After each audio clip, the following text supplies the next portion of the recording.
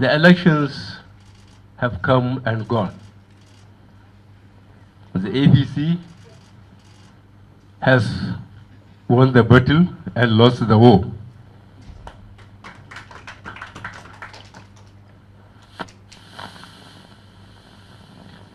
This is the paradox of democracy. And we shall see how we can manage it.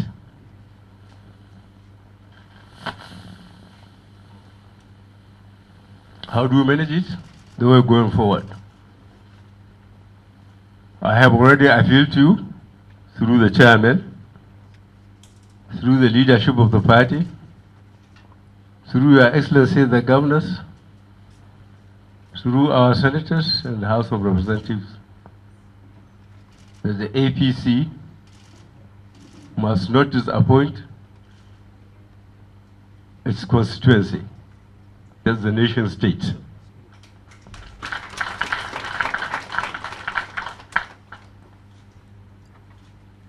We thank God.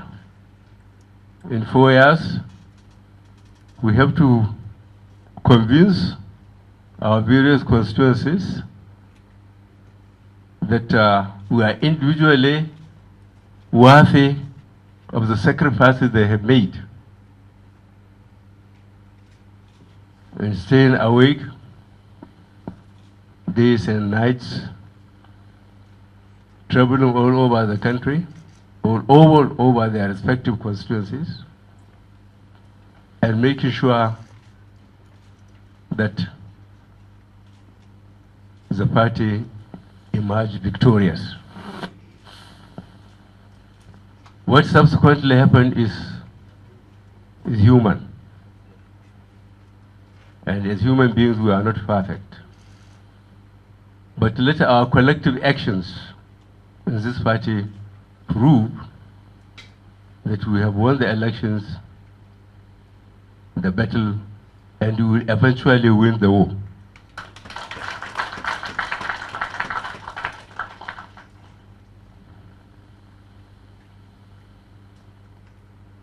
As for me, as the president, I have to clearly understand the Constitution of the Federal Republic of Nigeria, the Constitution of APC, which has been tried 3 times and successfully lost 3 times,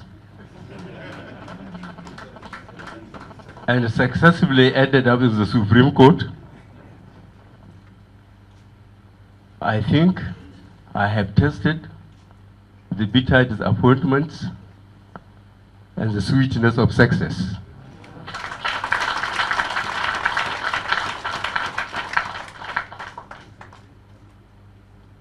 What happened to APC must all be given to God Almighty.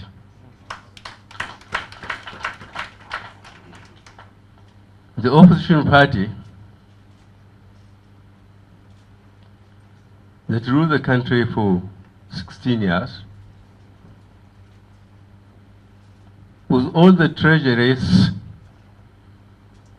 literally in their pockets, and all the coercive forces under their command, they still meekly conceded defeat. We congratulate them for their courage.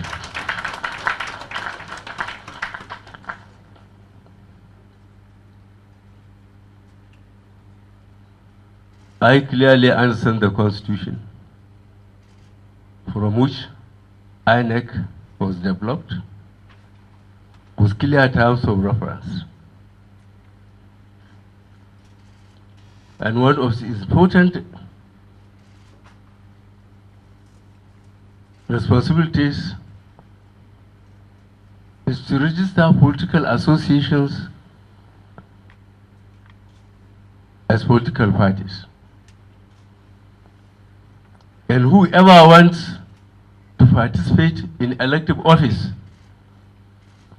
as a Nigerian must have a platform And that platform is the political party. Hence the superiority of the parties, because that is our platform.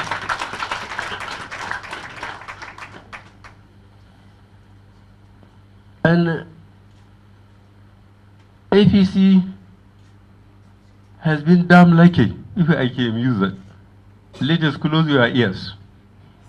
APC has been damn lucky. The way the opposition parties realized, agreed, and accepted that the only way to remove PDP under the system is for us to come together. The ACN, the ANPP, the CPC, ABGA, and DPP wanted to come to participate fully in the negotiations. But they had court cases at various levels, and we suspected that if we allow them to participate actively in the negotiations for merger, that being in court can be used to either delay or deny us registration. So we persuaded our colleagues in ABGA and DPP to please stay out of the negotiation. But when we eventually get the registration, they can join in block or individually. Chief Rocha's Okrocha is the epitome of this understanding, and I saw him very far away there. I think he should be sitting here.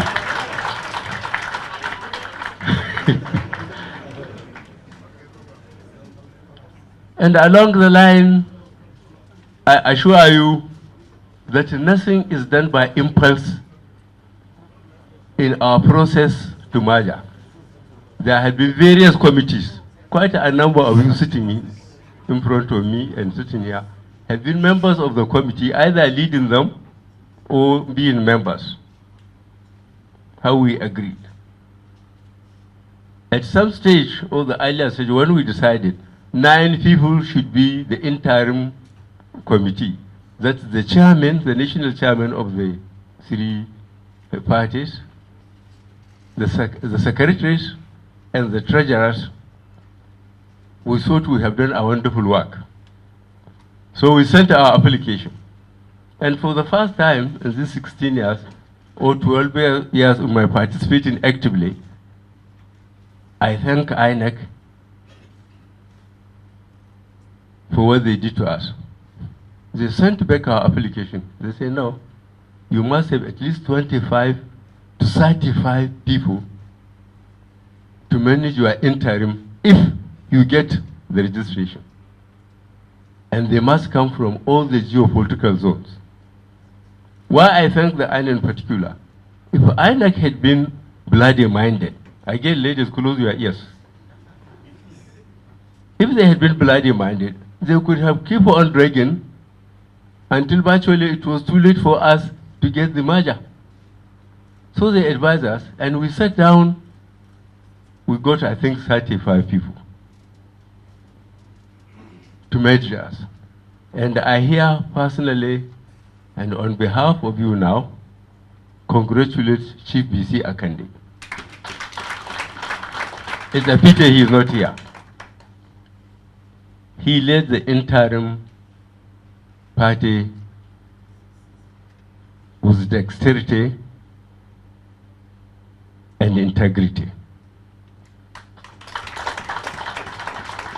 I respect his patriotism.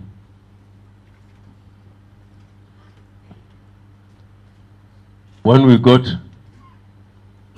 the APC name through the agreement of various committees of the respective parties, then we started working from polling unit upwards. Eventually, we ended up in the convention, which gave us the leadership of the party. Then the march toward the election started. And again, it started from the bottom top. I'm going to this extent because not all of us here participated in this. and for you to reflect and thank the leadership of the party at various stages for going through all this, which is not easy. But God in his infinite mercy has paid us by giving us success. Let us not throw this success to the wind. Let us, as members of APC, no matter our personal differences, get together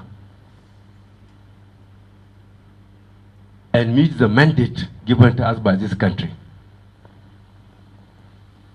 This is my personal appeal, and in the name of God, whatever your personal interest is and ambition, please keep it close to your heart and in your pocket. Let APC work, and let this system work, and let us have a government that will earn the respect of our constituencies.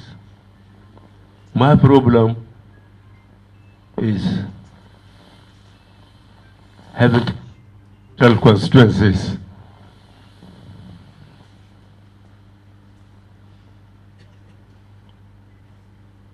I thank you very much for listening to me. And I thank the leadership across the board. And I appeal to you to please continue to work together. And please accept the superiority of the party.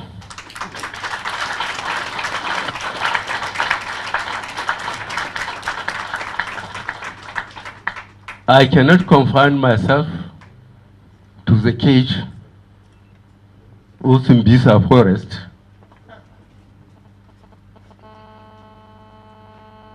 And refuse to participate in the meetings of NEC and eventually BOT, because I respect the superiority of the party.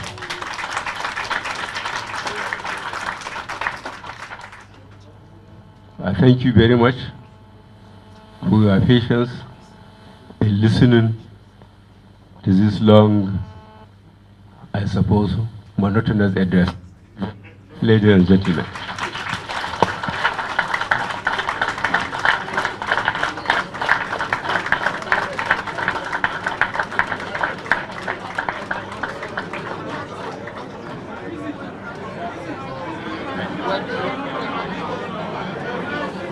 Thank you very much, Mr. President and Commander-in-Chief of the Armed Forces of the Federal Republic of Nigeria.